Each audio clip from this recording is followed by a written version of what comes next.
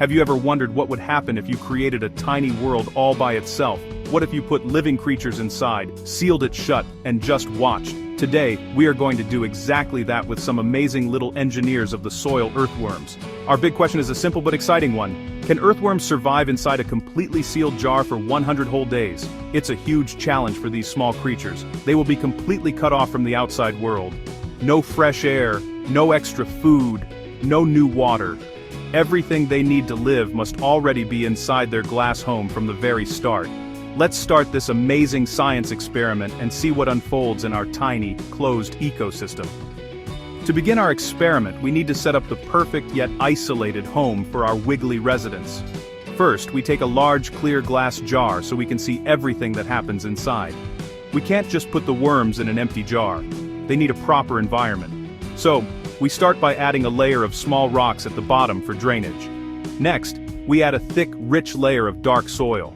This soil is super important because it's not just dirt, it's also their home and their restaurant. We also mix in some yummy treats for the worms, like dead leaves, tiny bits of vegetable scraps, and even some used coffee grounds. They love to munch on these things. After preparing their new home, we gently add about 10 healthy, wriggly earthworms into the jar. We watch them for a moment as they start to explore their new surroundings. Almost immediately, they begin to burrow down, disappearing into the dark, cool soil. They are natural diggers, and this is what they do best.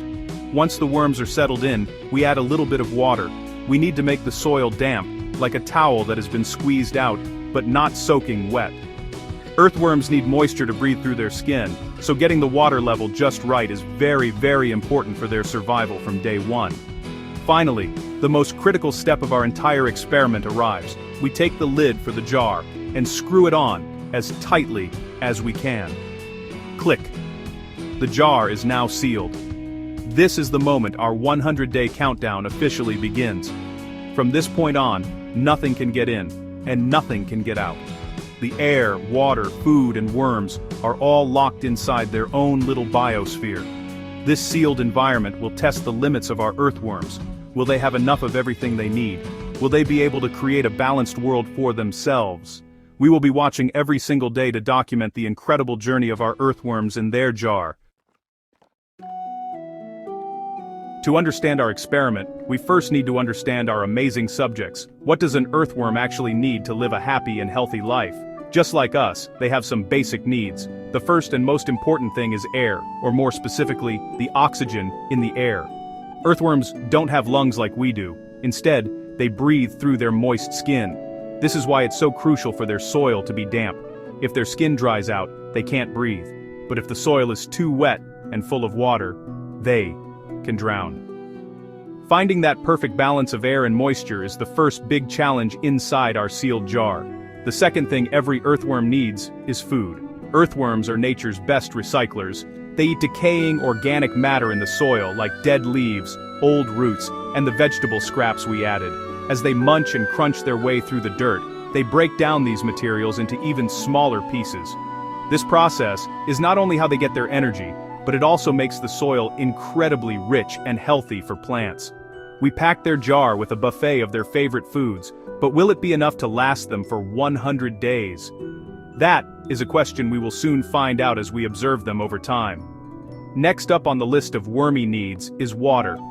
As we mentioned, moisture is essential for their breathing, but it's also important for their movement. The layer of slime on their skin helps them glide through the soil and their underground tunnels with ease. The water in the soil keeps them hydrated and allows them to function properly. In our sealed jar, the water cycle will be a miniature version of Earth's. Water will evaporate from the soil, condense on the cool glass walls of the jar, and then trickle back down like rain. This tiny water cycle will be vital for keeping the soil damp enough for the worms to survive. Finally, earthworms need space. While they don't need a huge mansion, they do need enough room to burrow, explore, and find food. The tunnels they create are not just random holes, they are complex networks that help mix up the soil and allow air and water to travel deeper. This digging action, called bioturbation, is incredibly helpful for the soil's health. In our jar, the worms have a limited amount of space. We will watch to see how they use it. Will they create a network of tunnels, or will they feel too crowded? Their behavior will tell us a lot about how they adapt to their confined home.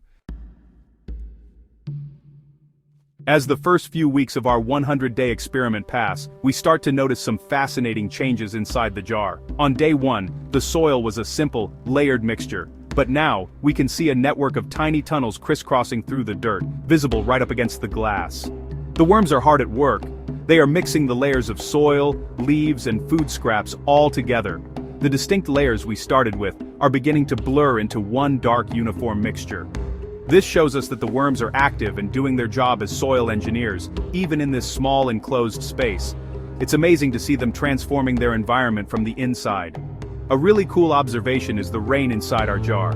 During the day, when the room is warmer, we can see tiny water droplets forming on the inside of the glass, especially near the top. This is condensation. The warmth causes water in the soil to turn into vapor, and when this vapor hits the cooler glass, it turns back into liquid water.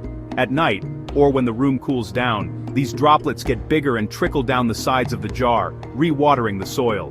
This miniature water cycle is working perfectly, keeping the soil damp and the worms happy. It's like a self-watering terrarium, all powered by the simple changes in temperature throughout the day.